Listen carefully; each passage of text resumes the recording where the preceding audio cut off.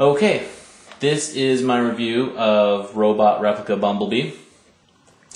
We are going to cover his posability, his sculpt, and his paint job.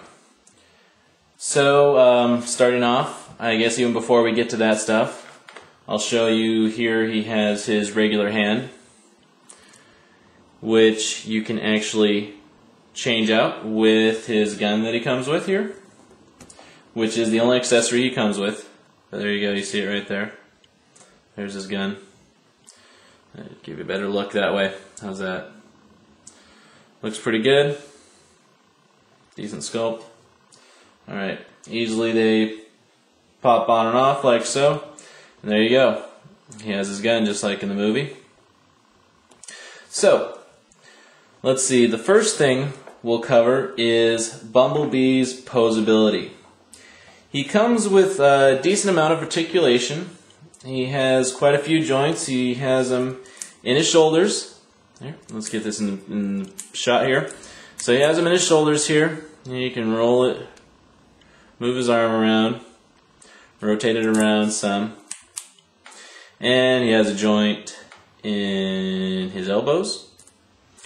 Sad to say, he does not have a joint in his wrist, so his closed fist is always facing his body pretty much. It kind of limits some of the posability. He also has joints in his hips right here. You can work them in and out pretty easily here and get a decent range of motion, actually a really good range of motion back and forth here. He has, you can move his knees here. But as you can see with his knees, even though he's got a pretty decent joint in his knee, which gives him potential for a lot of range of motion, he doesn't have as much as I at least like to see. This is actually as far back as his knee bends. His knee almost hyperextends. Actually, it looks like it probably does hyperextend more than it does bend back. It's because of the sculpt limiting the actual mobility of the joint. The joint, if they spent a little more time on the sculpt, you could have gotten a little bit more mobility out of that. So the same thing goes for the joint in the shoulder. He has the potential for quite a bit of mobility, but because of the sculpt here, the accuracy, trying to stay relatively accurate with the movie, it limits how far you can move his arm, which is pretty good, but not as far as I would like to see it. Other things get in the way when you try to move it around. And down here, which I'm pretty impressed with, is the joint at the ankle here. You can actually rotate his ankle from side to side here, which is comes out pretty helpful in different poses you want to do. And he also has movement back and forth. Now, one thing that I didn't notice until playing with it for a while is he actually has some joints right in his torso here. You can twist him from side to side like so. And you can also lean him forward and lean him backward. So you can see he's leaned forward there, lean backward, and lean forward. So that's pretty good range of motion there. That's pretty nice.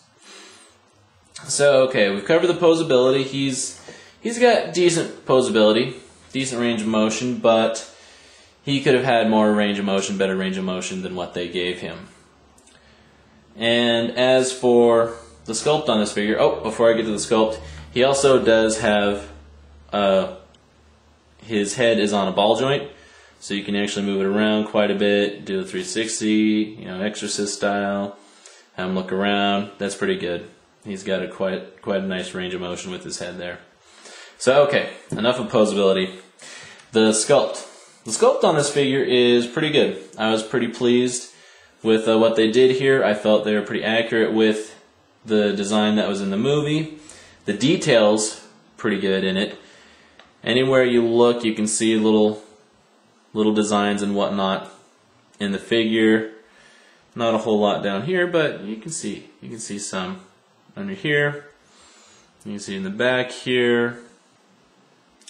And here we have one thing I guess I could have covered in posability. His wings, and if you're curious, his wings do not move. He is made out of a softer plastic, so he's pretty flexible with some things. So you can wiggle his wings around, but they're really not designed to move on him. So the detail on the figure, I'd say it's pretty accurate to the movie, and he's got pretty good amounts of detail. But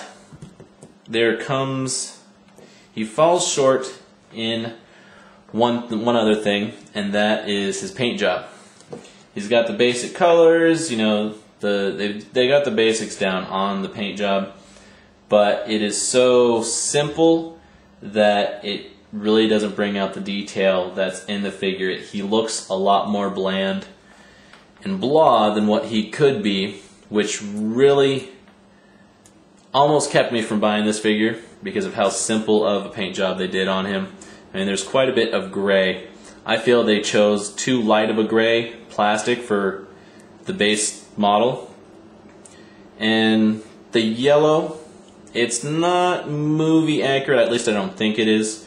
I think it's got a little more orange in it than yellow. It doesn't look like you see it. It looks almost more movie accurate in what I'm shooting here, but nonetheless, I'm not too worried about that. I just would have liked to have seen them spend a little bit more time in doing a paint job and detailing the different parts of the sculpt to really bring out the work that the sculptor did. The work that the sculptor did on the figure here. So, in general, he's a pretty good figure. I like him, though they did fall short on some things like posability and paint job.